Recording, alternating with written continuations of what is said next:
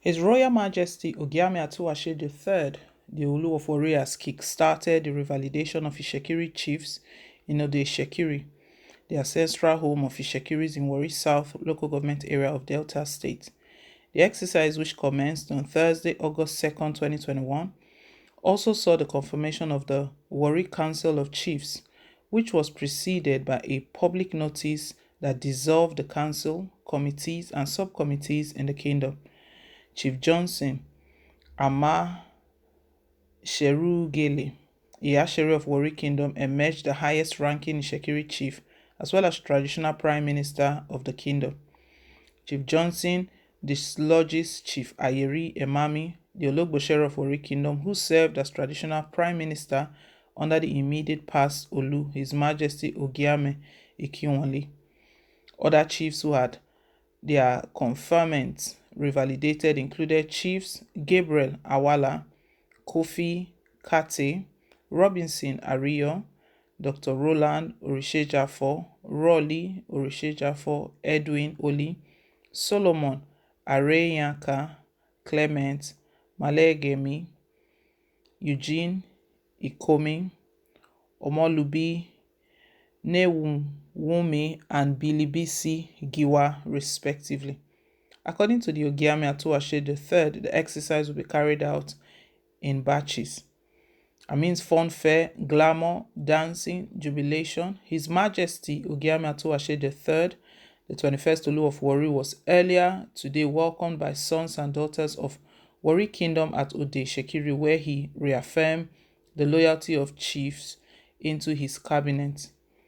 To be recalled that the story had reported that barely 10 days after the new Olu of Warri, Teshola Emiko Ogiame Atuwashe III, was enthroned, the first-class monarch had dissolved all traditional council committees and sub-committees. The new Olu of Warri has just dissolved committees, subcommittees, and councils as he starts his reign. The new Olu of Warri, Ogiame Atuwashe III, what he's done is that he's also replaced Ayiri, Emami Ayiri. Ayiri used to be the prime minister of the Shekiri nation under the last leadership, under the last Olu of Warri, Ogiame Ikinwonle. Ogiame Ikinwonle sadly passed away last year. That was what led to the emergence of Teshola Emiko. But before even the coronation of Teshola Emiko, Ayiri kicked against it.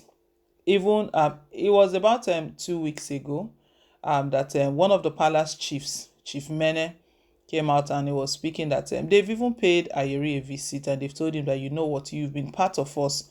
We know you kicked against the emergence of Teshola Emiko as Olu of Warri, but all of that has passed. Just come out and apologize that you didn't know that it would go this way, so that we can all be one family again.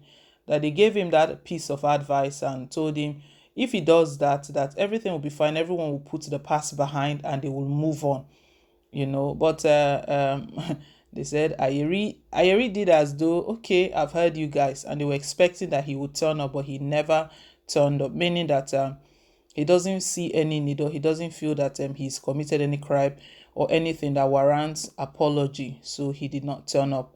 And what the new Olu of Warri has just done, he has just replaced him with Chief Johnson Amasheru Gele.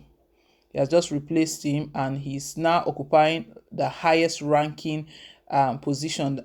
He's now emerged the highest ranking Ishekiri chiefs, also known as what they also refer to as a traditional prime minister of the kingdom. Wow, could that be an end? Even before the emergence of Teshola, before the coronation of Teshola, we got report that Ayiri was suspended, but that point Ayiri maintained that no one can suspend him, that it is impossible. I don't know if he's going to kick against this, or if he's still going to insist that he cannot be replaced and all of that. The issue he had against Teshola emerging was that he believes that due process was not followed. He said a lot of things, and that was when he kept hammering on the 1979 edict, that it was not followed. The 1979, he kept talking about that what they are trying to do now is bringing problem, and you can see politics playing all out. He really, really stood against it, really, really. And to the extent that he even called on traditional rulers, other monarchs, was telling them to shun the coronation activities, to shun it. But we saw Teshola really, he got a lot of support from other well-meaning Nigerians, even monarchs from other states. We saw the Oba of Benin sending his well wishes, congratulations, and also pledging his support, that he will support them in whatever capacity they need, that they should not hesitate. They've always been together. Benin monarch, and even when the palace chiefs visited the state governor, Ifeanyi Okowa, to notify him of their plans and everything, the same thing, support. They saw a lot of support. So if you look at it closely, it looks like it's only Ayiri and maybe a few persons with him that were against Teshola and Miko. But that did not stop the coronation. The coronation still went successfully. You know, the coronation took place on the 21st of August, and it was a beautiful one that saw a lot of dignitary present. Even those that did not attend during the Thanksgiving service, that's his Thanksgiving service, they made themselves available. They came to pay homage to the Olu of Warri. Chief Mena was speaking. When he was speaking, he was saying that they thought that Ayiri will take the piece of advice they gave him to come and apologize to the palace chiefs, and also to the new Olu of Warri, and just apologize that I didn't know it would go this far. But what is he apologizing for? Apologizing for rejecting the Olu of Warri. That was his position. I mean, for him to insist, because you know it was a long process from the time he was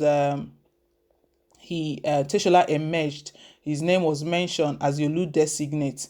We know it was immediately after the Ogiame Akinwunmi was announced officially. Ogiame Akinwunmi passed away in December, but they didn't say it out officially. It didn't come out in the open, because maybe because of tradition and all of that. Even when we reported it, I remember we reported it here at Peak Media, immediately they refuted it and stated that it was false, that it wasn't true, the information. But everyone knew that it was true, but they were just following tradition. So it was this year officially they announced the passing away, and that was when Teshola Miko emerged as the Olu designate. Right from that time that Ayiri has been kicking against it, that this will not happen, it will not happen. But it has happened finally, and right now, what the new Olu of Warri has just done, he's kicked out Ayiri.